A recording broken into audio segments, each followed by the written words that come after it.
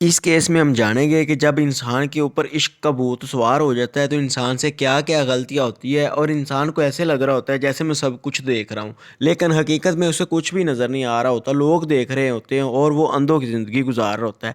ये भी स्टोरी कुछ इस तरह की। चले नाजरीन ग्रामी जाके जानने की कोशिश करते हैं। नाजरीन, मैं बात कर रहा हूँ अश्वनी वंद्रे केस के बारे में। नाजरीन, एक लड़की होती है जो कि पुलिस ऑफिसर होती है जिसकी पोस्ट होती है API। नाजरीन ग्रामी, ये महाराष्ट्र के नई मुंबई शहर के कलम वाली इलाके में रहती है।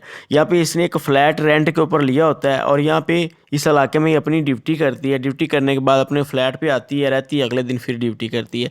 यही इसकी ज़िंदगी का दारोमदार होता है। नाजरीन, अगर जाने कि अश्वनी किधर की रहने वाली है तो नाजरीन ग्रामी, ये कोयलापुर के रहने वाली होती है। नाजरीन, बचपन इसने अपना वहाँ पे गुजारा होता है। इसका एक भाई होता है और इसकी एक बहन होती है। नाजरीन, ये बचपन में ही काफ़ी होशियार चालाक होती है और काफ़ी ज़्यादा तलीम हासिल करती है। तलीम हासिल करने के बाद ये अप्लाई करती है पुलिस में और फ़ौज में।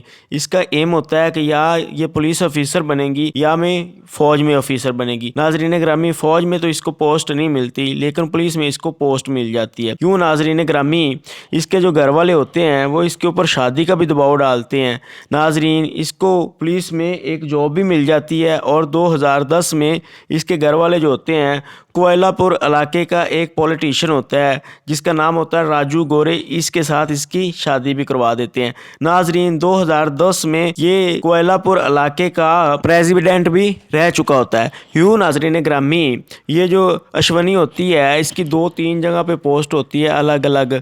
यूँ नाजरीन, पोस्ट होने के बाद 2010 से 11 आता है, 12 आता है, 12 से 13 आता है, 14 आता है और 15 में आके इसका महाराष्ट्र के नई मुंबई कलम वाली इलाके में पोस्ट होती है और यहाँ पे आके ये दफ्तर में अपनी जॉब करनी शुरू कर देती है।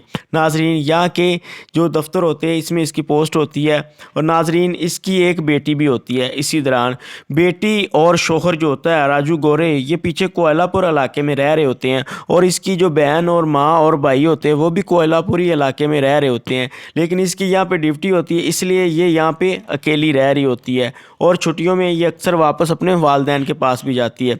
नाजरीन, इसकी माँ बीमार हो जाती है और वो हॉस्पिटल में दाखिल होती है। इस वजह से इसने अब इरादा बनाया होता है कि ये अपने घर जाएगी और वहाँ से 8-10 दिन की छुट्टियाँ गुजारेगी और उसके बाद ही ये वापस आएगी। यूँ नाजरीन ग्रामी, 10 अप्रैल 2016 को ये अपनी जो बिल्डिंग का वॉचमैन होता है उसे बोलती है कि आज मैंने ड्यूटी के ऊपर जाना है और वापसी पे मैंने घर में नहीं आना, बल्कि मैंने वापस कोयलापुर अपने इलाके में जाना है। मेरी माँ की तबीयत ख़राब है, इसलिए अगर दूध वाला आए तो उसको दूध रोक देना और कहना कि आइंदा से वो दूध ना दे के जाए 8 से 10 दिन के लिए। तो जब मैं वापस आऊँगी फिर मैं दूध स्टार्ट करवा लूँगी। तो वो जो वॉचमैन होता है वो भी कहता है ठीक है। यूँ ये अपने दफ्तर जाती है, वहाँ पे अपनी ड्यूटी करती है। शाम को जब इसकी ड्यूटी ख़त्म होती है तो ये वापस आती है। वापस आने के बाद ये अपने इलाके कोयलापुर के लिए निकल जाती है। लेकिन नाजरीन ग्रामी, बिल्डिंग में तो वापस ये आती नहीं, इसलिए बिल्डिंग का जो वॉचमैन होता है वो ज़्यादा परेशान नहीं होता कि ये अपने इलाके कोयलापुर में चली गई होगी। तो नाजरीन, 11 से 12 अप्रैल आ जाता है, 12 अप्रैल आ जाता है, फिर 13 अप्रैल आ जाता है, 14 अप्रैल आ जाता है। 14 अप्रैल को इसके एक मैसेज आता है बाप के नंबर के ऊपर। जब ये मैसेज आता है तो उस मैसेज में लिखा होता है कि पापा, मैं जो हूँ ना विपार्स कोर्स के लिए जा रही हूँ, तो इसलिए आपको परेशान होने की ज़रूरत नहीं है। यहाँ पे मैंने दरख्वास्त दे दी है, अपने महकमे में भी विपार्स कोर्स जो होता है वो करके मैं वापस आऊँगी तो बड़ी पोस्ट के ऊपर मैं लग जाऊँगी। ये मैसेज इसके 2-3 कोलीग को भी जाता है, इसके भाई को भी जाता है। नाजरीन, इसके शोहर को भी यही मैसेज जाता है। यूँ इसके घर वाले जो होते हैं वो मुतमिन हो जाते हैं कि खैर है, बेटी अब जो है कोर्स करने चली गई है। तो ये टेक्स्ट मैसेज होता है, फ़ोन के ऊपर बात तो होती नहीं। और बाप जो होता है वो आर्मी में रिटायर ऑफिसर होता है। वो कहता है कि चलो कोई बात नहीं, बेटी जो है कोर्स करके आ रही होगी। लेकिन नाजरीन, 14 अप्रैल को ही ये मैसेज आता है, साथ ही उसका नंबर बंद हो जाता है। अब बाप होता है फ़ोन करता है लेकिन नंबर बंद, भाई फ़ोन करता है, शोहर फ़ोन करता है लेकिन नंबर बंद, कोलीग भी करते हैं, नंबर बंद। लेकिन उनको मैसेज मिला होता है, इसलिए ये सारे मुतमिन होकर बैठ जाते हैं कि खैर है, वो कोर्स करने चली गई होगी, थोड़े दिनों में वापस आ जाएगी या उसका फ़ोन ऑन हो जाएगा, हो सकता है कोई मसला बन गया हो। यूँ नाजरीन ग्रामी, टाइम गुजरना शुरू हो जाता है। 14 अप्रैल से टाइम गुजरते गुजरते 10 मई का आ जाता है। नाजरीन, 2 महीने हो जाते हैं। 10 मई के दिन जो होता है उसके दफ्तर से फ़ोन आता है उसके बाप को और वो पूछते हैं कि इतने दिन हो गए हैं अश्वनी जो है वो ड्यूटी के ऊपर नहीं आई। तो बाप पहले यही कहता है कि वो तो कोर्स करने गई है, लेकिन पुलिस वाले कहते हैं हमारे पास कोई दरख्वास्त नहीं आई। उसके दफ्तर वाले कहते हैं हमें वो नहीं बता के गई, तो वो ड्यूटी के ऊपर क्यों नहीं आ रही। नाजरीन, अब जो होता है बाप वो उसके बेटे को फ़ोन करता है जो कि चेन्नई शहर में एक ऑफिसर लगा होता है जिसका नाम होता है अनिंदर वाइंद्रे। वो उसके फ़ोन के ऊपर फ़ोन करता है कि बेटा इस तरह तुम्हारी बहन का पता नहीं चल रहा। अब जो उसका भाई होता है वो भी पहले ज़्यादा परेशान नहीं होता कि बहन है, ऑफिसर है, कोई सीक्रेट होगा केस जिसकी वजह से उसका नंबर बंद है, तो वो भी ज़्यादा परेशान नहीं होता। बाप को भी यही कहता है कि थोड़े दिनों में नंबर ऑन हो जाएगा, इसलिए वो ज़्यादा एक्शन नहीं लेता। फिर नाजरीन एक महीना और गुजर जाता है और जुलाई को 14 जुलाई को जो मकान का लैंडलॉर्ड होता है उसका फ़ोन आता है कि आपकी बेटी का नंबर भी बंद है और इतने महीनों का किराया नहीं आया। तो इसी दौरान जो भाई निंदर होता है वो भी आता है हॉस्पिटल में अपनी माँ का पता करने। तो उसका बाप उसको सारी बात बताता है, तो वो इसको काफ़ी गंभीर तरीके से लेता है। और यूँ नाजरीन ग्रामी, अब ये जाते हैं कलम वाली शहर में और वहाँ पे जाके एफआईआर दर्ज करवाते हैं। एफआईआर दर्ज करवाते हैं तो उसमें कहते हैं कि इस तरह हमारी बेटी गायब होगी, मेरी बहन जो कि यहाँ पे पुलिस ऑफिसर लगी हुई थी। अब पुलिस वाले जो होते हैं उनको भी काफ़ी ये बुरा लगता है कि कैसे हमारे महकमे की एक ऑफिसर गायब होगी और उसको 3-4 महीने गुजर गए, किसी को पता भी नहीं चला। यूँ वो ढूंढना शुरू कर देते हैं। नाजरीन ग्रामी, ढूंढते हुए यहाँ पे एक टीम बनाई जाती है जिसमें टीम की जो ऑफिसर होती है उसका नाम होता है एसीपी संगीता। नाजरीन ग्रामी, ये अपने महकमे में मशहूर होती है और एक दबंग ऑफिसर होती है। नाजरीन ग्रामी, ये सबसे पहले उसके घर में जाते हैं, उसके घर की जो वहाँ पे फ्लैट उसने रेंट के ऊपर लिया होता है उसकी तलाशी ली जाती है। तो वहाँ पे उनको एक लैपटॉप मिलता है। नाजरीन, लैपटॉप एक मिलता है, एक टेडी बियर मिलता है और उसके घर की बाकी तो कोई चीज़ नहीं मिलती, लेकिन उसके कपड़े वगैरह सब कुछ वहाँ पे सारे पड़े होते हैं। इससे ये तो साबित हो जाता है कि वो कोई कोर्स करने नहीं गई। अगर वो कोर्स करने गई होती तो यकीनन अपने कपड़े वगैरह साथ लेके जाती। अब जो सावित्री होती है वो उसका लैपटॉप ऑन करती है, उसमें देखती है कि वहाँ पे तो उसको काफ़ी ऐसी चीज़ें नज़र आती है जो कि नहीं होनी चाहिए। और नाजरीन ग्रामी, वो जो टेडी बियर मिला था उसमें एक खुफिया कैमरा लगा होता है। वो उस खुफिया कैमरे से मेमोरी कार्ड निकालती है और वो भी लैपटॉप में लगाती है। वहाँ पे भी वो देखती है कि काफ़ी ऐसी चीज़ें होती हैं जिसके बारे में मैं आगे चल के आपको बताता हूँ। अब नाजरीन ग्रामी, उसके मोबाइल को एग्जामिनेशन किया जाता है, उसकी लास्ट लोकेशन किधर की होती है और वो किन को ज़्यादा फ़ोन कर रही होती है। यूँ उसके जो नंबर होता है उसमें 200 बंदे निकलते हैं जिनके साथ उसका रब्ता होता है, जिसमें उसके ज़्यादा कुलीग कोई होते हैं, घर वाले होते हैं, माँ बाप होता है, बस इस तरह के दोस्त वगैरह होते हैं। लेकिन एक ऐसा नंबर होता है जिसके ऊपर बार बार फ़ोन कर रहे होते हैं। उस बंदे का नाम होता है डीसीपी अभय कुलकंदर। नाजरीन ग्रामी, अब जो ये ऑफिसर होती है ये डीसीपी अभय कुलकंदर के पास जाती है और जहाँ पे उसके जाके पूछती है कि हाँ भाई सर, आपकी इतनी ज़्यादा फ़ोन अश्वनी को क्यों हो रहे थे और आपका उसके साथ क्या तल्लक था। वो बताता है कुछ खास नहीं, बस यूं ही थी कि वो मेरी जूनियर थी, तो 2012 में इसकी मुझसे मुलाकात हुई थी फलां डिस्ट्रिक्ट में। उसके बाद इसका भी यहाँ पे ट्रांसफ़र हो गया कलम वली में और मेरा भी यहाँ पे ट्रांसफ़र हो गया। वो कहते हैं जी ठीक है, इतने बस उससे पूछती चली जाती है। फिर उसकी लास्ट लोकेशन निकाली जाती है कि इसका नंबर कहाँ पे जाके बंद हुआ और इसकी लास्ट लोकेशन क्या थी और जिस दिन ये अपने दफ्तर से निकली तो कैमरों के अंदर ये किधर गई। यूँ नाजरीन ग्रामी, ऑफिसर कैमरों को एग्जामिनेशन करना शुरू कर देती है। कैमरों को एग्जामिनेशन करते करते वो नज़र आ जाती है अश्वनी। वो अपने दफ्तर से निकलती है और एक रेलवे स्टेशन के पास जाती है। रेलवे स्टेशन के पास एक रोड होता है मीरा रोड, यहाँ पे एक गोल्डन पार्क होता है, यहाँ पे एक बिल्डिंग होती है। नाजरीन, गोल्डन पार्क से ये एक बिल्डिंग में आई होती है। नाजरीन, यहाँ पे इसके साथ एक और बंदे की लोकेशन आ रही होती जो कि अभय कुलकंदर होता है, जो कि उसका सीनियर ऑफिसर भी होता है। नाजरीन, अब इसकी लोकेशन भी साथ है। यहाँ पे ये एक बिल्डिंग में आए हैं, बिल्डिंग में इन लोगों ने खाना खाया। खाना खाने के बाद ये अभय कुलकंदर की एक लाल कलर की गाड़ी होती है, उसमें बैठ के अभय कुलकंदर के फ्लैट के ऊपर भी जाते हैं। नाजरीन, अगर अभय के बारे में आप लोग को बताऊं तो अभय जो होता है इसका पीछे ये रहने वाला होता है तारा शहर के कुड़ गांव में। नाजरीन, ये बचपन में छोटा होता है कि इसकी एक बहन होती है, ये होता है, तो बचपन में इसका वालिद वफात पा जाता है। यूं इसकी माँ जो होती है इसको अपने साथ लेती है और अपने भाई और अपनी माँ और छोटी बहन के पास आ जाती है और इनको काफ़ी पढ़ाती लिखाती है, काफ़ी मेहनत करती है। पढ़ाने लिखाने के बाद जब ये जवान होते हैं तो वापस इसके गांव चला जाते हैं। लेकिन गांव जाके पता चलता है कि इनका जो घर था और इनकी जो ज़मीन वगैरह थी वहाँ पे इनके चचा ताया ने कब्जा कर लिया है। यूँ नाजरीन ग्रामीण को पता चलता है कि पावर क्या है और दौलत क्या है। यूं नाजरीन ये जो होते हैं पुलिस में अप्लाई करते हैं और खुद ये पुलिस में लग जाता है। यहाँ पे ये डीसीपी ऑफिसर लगता है। यूं नाजरीन ग्रामी आस्ता आस्ता ये बड़े बड़े पॉलिटिशियन से अपना तल्लक बनाना शुरू कर देते हैं और बड़े बड़े नेता से भी अपना तल्लक बनाना शुरू कर देते हैं। यूं नाजरीन ग्रामी एक बड़ा पॉलिटिशियन होता है जिसका भांजा होता है राज पाटिल, इसका भांजा होता है। इस भांजे के साथ इसकी काफ़ी अच्छी दोस्ती हो जाती है। दोस्ती होने की वजह से ये उसको काफ़ी दूसरी पार्टी की जो खबरें होती हैं, जो उनके खिलाफ केस वगैरह चल रहे होते हैं, ये काफ़ी ज़्यादा राज पाटिल को दे रहा होता है और उससे भी काफ़ी ज़्यादा अपने फ़ायदे ले रहा होता है।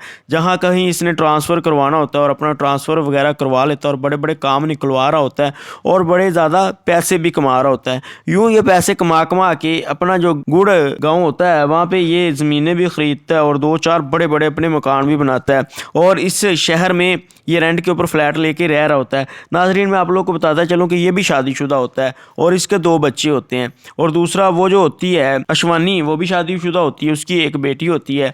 तो 2012 में इनकी दोस्ती हुई होती है। दोस्ती के बाद इन लोगों ने यहाँ पे इकट्ठे ड्यूटी लगाई होती है और इकट्ठे नज़दीक इन लोगों ने अपने फ्लैट लिए होते हैं और इनका आपस में प्यार मोहब्बत चल रहा होता है। अब जाके इस केस को आगे चलाते हैं कि आगे क्या होता है। नाज़रीन एसीपी संगीता जो होती है ये सारे सबूत लेके अबे के पास जाती है। वहाँ पे वो जो लैपटॉप में वीडियो आई थी उसमें ये नज़र आया था कि ये जो अबे होता है ये अशवानी को मार पीट रहा होता है और वहाँ से उसके फ्लैट से लेटर भी मिले होते हैं जिसमें लिखा होता है कि मुझे अगर कुछ हो जाता है तो उसका ज़िम्मेदार अबे होगा क्योंकि ये ही मुझे मारना चाहता है। तो नाज़रीन ग्रामी अब जो एसीपी संगीता होती है वो अबे से जाके पूछती है तो वो कहता है कि पहले मैं इसलिए नहीं मान रहा था कि मुझे अपनी बेइज्जती का डर था। तो वो उसे गिरफ़्तार कर लेती। गिरफ़्तार करने के बाद उससे पूछती कि हाँ सारी बात बताओ।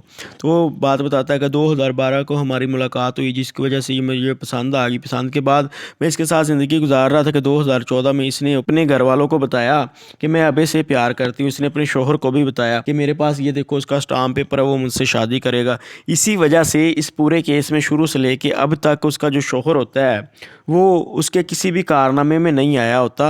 अशवानी जो गायब हो गई होती है उसको किसी भी लिहाज से नहीं ढूंढ रहा होता, उसका बाप और भाई ही ढूंढ रहा होता है।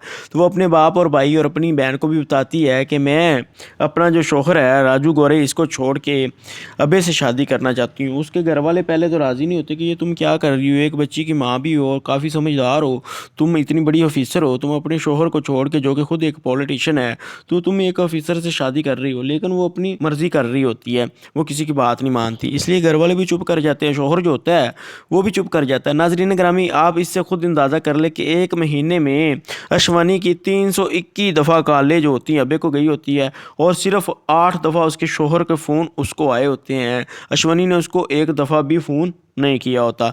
लेकिन नाज़रीन ग्रामी अब जो होता है अबे वो बताता है कि उस दिन भी कुछ ऐसे ही हुआ था कि इसने मुझे शादी का बोला तो मैंने इसको यही बोला था कि मैं तुमसे शादी कर लूँगा।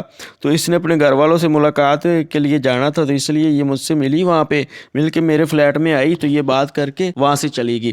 तो नाज़रीन ग्रामी पुलिस वाले इन्वेस्टिगेशन करते हैं तो पता चलता है कि ये अबे उस रात अकेला नहीं था बल्कि इसका जो पॉलिटिशियन बड़ा था उसका भांजे के साथ जिसके साथ इसकी दोस्ती थी राज पाटिल वो भी था, इसका एक दोस्त महाइश भी इसके साथ था और एक इसका कोलीग भी था। यूँ नाज़रीन ग्रामी पुलिस वाले जो होते हैं अबे को भी गिरफ़्तार करते हैं, महाइश को भी गिरफ़्तार करते हैं जो कि उसका बचपन का दोस्त होता है और बड़े पॉलिटिशियन के भांजे राज पाटिल को भी गिरफ़्तार कर लेते हैं। यूँ ये 4 बंदे गिरफ़्तार होते हैं। नाज़रीन ग्रामी ये जो बड़ी दबंग ऑफिसर होती है ये अपने केस के ऊपर काम कर रही होती है लेकिन अपने पॉलिटिशियन को इस्तेमाल करता है, अपने तल्लुक को इस्तेमाल करने के बाद इसे केस से हटा देता है और इसे केस से हटा के बाद केस को दबाने की कोशिश करता है, रुकवाने की कोशिश भी करता है। यूँ नाज़रीन ग्रामी जो अशवानी होती है इसका भाई होता है हाई कोर्ट में पहुँच जाता है। हाई कोर्ट में पहुँचने के बाद वहाँ पर जाके एक पिटीशन दायर करता है कि अभी जो है अपने तल्लुक इस्तेमाल करने के बाद हमारा केस रिकवा रहा है। उसके बाद अशवानी के दफ्तर में भी पहुंच जाता है, पुलिस ऑफिसर बाकी को सारी बात जाके बताता है। अशवानी के जो दफ्तर वाले होते हैं वो आगे से यही कहते हैं कि सर आपकी जान को ख़तरा है, आप इस केस से पीछे हट जाएं। लेकिन उसका भाई हिम्मत करता है, वो केस से पीछे नहीं हटता, हाई कोर्ट में ये सारा कुछ करता है और वहाँ पर जो उसका वकील होता है एक पिटीशन दायर करता है कि आप ये केस जो है वापस ऑफिसर संगीता को दे दें ताकि वो अच्छे से इसकी इन्वेस्टिगेशन करे। यूँ नाज़रीन ग्रामी क्राइम ब्रांच से ये केस वापस लेके फिर संगीता को दे दिया जाता है। जो ऑफिसर संगीता होती है फिर वो इस केस की इन्वेस्टिगेशन करना शुरू कर देती है। नाजरीन, पहले तो कोई बात नहीं मान रहा होता, लेकिन बाद में महेश टूट जाता है। वो कहता है कि उस दिन कुछ यूँ हुआ था कि इस अबे ने बैट मार मार के उसके सर में उसको अपने ही बिल्डिंग में कत्ल कर दिया था। कत्ल करने के बाद इसका जो कुलीग था इसने उसको मंगवाया, जिससे इसने पहले बाकी सामान भी मंगवाया था। नाजरीन, वहाँ पे इसके पास एक मशीन थी। मैं आप लोगों को बताता चलूँ कि 6 दिन पहले इसने एक कांस्टेबल से मार्केट से वो मशीन मंगवाई होती, जिससे बड़े बड़े पीस जो होते हैं किसी भी चीज़ के उसके छोटे टुकड़े पत्थरों वगैरह के किए जाते हैं। उस मशीन के साथ ये जो होती है अश्वानी, इसके 6-7 छोटे छोटे पीस करता है, उनको तोड़ों में भरता है। इसके साथ राजेश पटेल भी होता है और महेश कहता है मैं खुद भी होता हूँ, और इसका जो क्लीक होता है वो भी होता है। हम लोग ये टुकड़े करने के बाद इसको समंदर के किनारे लेके जाते हैं। वहाँ पे बोट में रख के इसको समंदर में फेंक रहे होते हैं। वहाँ पे कुछ मछुआरे भी हम लोगों को देखते हैं, वो मछुआरे हमसे पूछते भी हैं। तो ये जो अबे होता है ये बताता है कि मैं खुद डीसीपी हूँ, तो इसलिए वो वहाँ पे छोड़ देते हैं। ये कहता है कि यहाँ पे हमारा कोई बंदा गुम हो गया, हमें ढूंढ रहे हैं, कहीं पे उसने खुदकुशी तो नहीं कर ली। तो इस वजह से बाकी सब मछुआरे जो होते हैं वो चले जाते हैं। अब जो इन्वेस्टिगेशन ऑफिसर संगीता होती है ये समंदर किनारे भी जाती है। वहाँ पे एक बड़ा ऑपरेशन होता है, उनके टुकड़े ढूंढने की कोशिश की जाती है। लेकिन ये जो महेश होता है ये बताता है कि इसने 20-20 किलो के बड़े जो होते हैं वज़न करने वाले वटे, इनको भी इसने लिया होता है। तो ये दो जो होते हैं वज़न करने वाले ये उस तोड़ों में रखता है, ताकि ये डेड बॉडी के पीस जो हैं, तोड़े जो हैं, समुद्र के ऊपर नहीं आ जाए। इस वजह से ये वहाँ पे फेंकता है। नाजरीन, वहाँ से उनको कुछ भी नहीं मिलता। यहाँ पे नेवी के ऑफिसर भी इस ऑपरेशन में हिस्सा लेते हैं, नेवी खुद भी इस ऑपरेशन में हिस्सा लेती है, लेकिन डेड बॉडी के कोई पीस नहीं मिलते। अब फॉर्सिंग की टीम जो होती है उसके घर जाती है, जिस फ्रिज में इसने लाश के टुकड़े रखे होते हैं उस फ्रिज की फॉर्सिंग रिपोर्ट तैयार की जाती है, लेकिन वहाँ से कुछ नहीं मिलता। नाजरीन, उसने अपने घर की अच्छे से सफाई करके वहाँ पे कलर वगैरह भी करवा दिया होता है, इसलिए पुलिस वालों को वहाँ से फॉर्सिंग टीम वालों को कुछ नहीं मिलता। एक जगह दीवार पे दाग मिलते हैं खून के, लेकिन एग्जामिनेशन करने के बाद पता चलता है कि वो भी कलर ही है, वो खून नहीं है। तो नाजरीन, एक टॉवल मिलता है जिसके ऊपर खून लगा होता है, उसकी डीएनए रिपोर्ट जब तैयार की जाती है तो पता चलता है ये अश्वानी का खून नहीं बल्कि ये अबे का ही खून लगा हुआ है, इसलिए इनके पास कोई डायरेक्ट एविडेंस नहीं होते हैं। नाजरीन, 2016 को इन लोगों ने ये कांड किया होता है। वक्त गुजरते गुजरते 2018 आ जाता है। 2018 में आके 88 गवाह पेश किए जाते हैं, वो मछुआरे भी पेश किए जाते हैं, लेकिन जो ऑफिसर संगीता होती है इसके पास डायरेक्ट कोई भी एविडेंस नहीं। आज 2024 गुजर गया है, इस केस को तफ्तीश इसकी मुकम्मल हो गई है। पुलिस वालों के पास थ्योरियां हैं काफ़ी ज़्यादा, डायरेक्ट एविडेंस नहीं, ऊपर से वो अश्वानी की डेड बॉडी भी नहीं मिली। तो नाजरीन ग्रामी, कोई उसके खिलाफ अबे के ख़िलाफ़ इतना बड़ा सबूत भी नहीं मिला। जो भी सबूत हैं वो छोटे ही हैं, लेकिन आज भी उसका फ़ैसला महफूज है।